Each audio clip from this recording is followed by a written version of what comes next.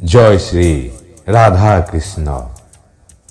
জীৱনৰ শেষ লক্ষ্য হৈছে বিষ্ণু বা কৃষ্ণ প্ৰাপ্তি।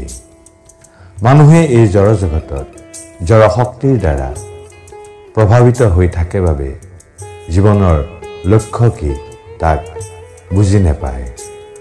লাইফ এণ্ড গড চেনেলটোলৈ সকলো ভক্তবৃন্দকে স্বাগতম জনাইছোঁ। প্ৰভু বাকে বিহাৰী সকলোৰে মংগল কৰক, কল্যাণ কৰক। যদিও মানৱ দেহটো ক্ষণস্থায়ী, তথাপিও আমি এই সময়ছোৱাত জীৱনৰ উৎকৰ্ষ সাধন কৰিব পাৰোঁ। সেই উৎকৰ্ষনো কি? সেয়া হৈছে সৰ্বব্যাপী পৰম পুৰুষগৰাকীক উপলব্ধি কৰা। জীৱনৰ শেষ লক্ষ্য হোৱা উচিত বিষ্ণু প্ৰাপ্তি বা কৃষ্ণ প্ৰাপ্তি।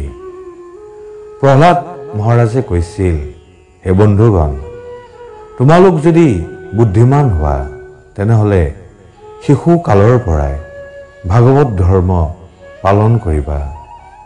আমি তপস্যা কৰিছোঁ, পূজা সেৱা কৰিছোঁ, দান কৰিছোঁ, দক্ষিণা কৰিছোঁ। কিহৰ বাবে? কাৰোবাক সন্তুষ্ট কৰিবৰ বাবে। যেনে ধৰক কালী পূজা কৰিছোঁ, কিহৰ বাবে? কালী মাক সন্তুষ্ট কৰিবৰ বাবে। দুৰ্গা পূজা কৰিছোঁ, কিহৰ বাবে? দুৰ্গা মাক সন্তুষ্ট কৰিবৰ বাবে।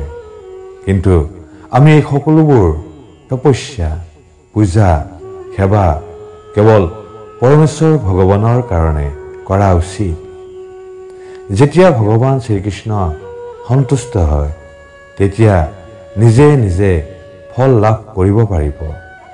আপুনি যদি উচ্চ খাপৰ জাগতিক সুখ বিচাৰে, পৰৱৰ্তী জীৱন আপুনি যদি এই জড় জগতত থাকিবলৈ বিচাৰে বা অন্য লোকলৈ লোকান্তৰিত হ'ব বিচাৰে, তেনেহ'লে আপুনি যদি পৰম পুৰুষ ভগৱান শ্ৰীকৃষ্ণক সন্তুষ্ট কৰে, তেনেহ'লে আপুনি যি বিচাৰে তাকেই পাব।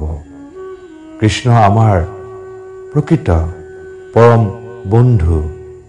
তেওঁৰ পৰা আমি যি বিচাৰোঁ তাকেই পাব পাৰোঁ। কিন্তু বুদ্ধিমান মানুহে পাৰ্থিৱ কালিমাযুক্ত একোৱেই নিবিচাৰে। ভগৱত গীতাত ভগৱান শ্ৰীকৃষ্ণই কৈছে, মানুহে পুণ্য কৰ্মৰ বলত জড় জগতৰ সৰ্বোচ্চ স্থান ব্ৰহ্মলোক পৰ্যন্ত লাভ কৰিব পাৰে। মানৱ শৰীৰটো পোৱাৰ লগে লগে আমি উচ্চ বুদ্ধি সম্পন্ন হৈ পৰোঁ। যিহেতু আমাৰ উন্নত চেতনা আছে, সেয়েহে আমি জীৱনত এটা উচ্চ স্তৰৰ সুখ লাভৰ বাবে যত্নশীল হোৱা উচিত। এই উচ্চ স্তৰৰ সুখ হৈছে আধ্যাত্মিক সুখ। এই আধ্যাত্মিক সুখ আমি কেনেকৈ লাভ কৰিম? যিজন পৰমেশ্বৰ ভগৱানে আমাক মুক্তিৰ আনন্দ দিব পাৰে, সেই পৰমেশ্বৰ শ্ৰীকৃষ্ণৰ সেৱাত আপোন পাহৰা হৈ নিজকে নিয়োজিত কৰিলে, ভগৱান শ্ৰীকৃষ্ণৰ ওপৰত সম্পূৰ্ণ বিশ্বাস আৰু আস্থা ৰাখিলে আমি সেই পৰম আধ্যাত্মিক সুখ লাভ কৰিব পাৰোঁ। প্ৰতিদিন এবাৰ হ'লেও ভগৱান শ্ৰীকৃষ্ণক স্মৰণ কৰক, তেওঁৰ নাম জপ কৰক। প্ৰভু বাকে বিহাৰীৰ ওপৰত সম্পূৰ্ণ বিশ্বাস আৰু আস্থা ৰাখক আৰু সুখী হওক। জয় প্ৰভু জগন্নাথ। হৰে কৃষ্ণ, হৰে কৃষ্ণ, হৰে কৃষ্ণ।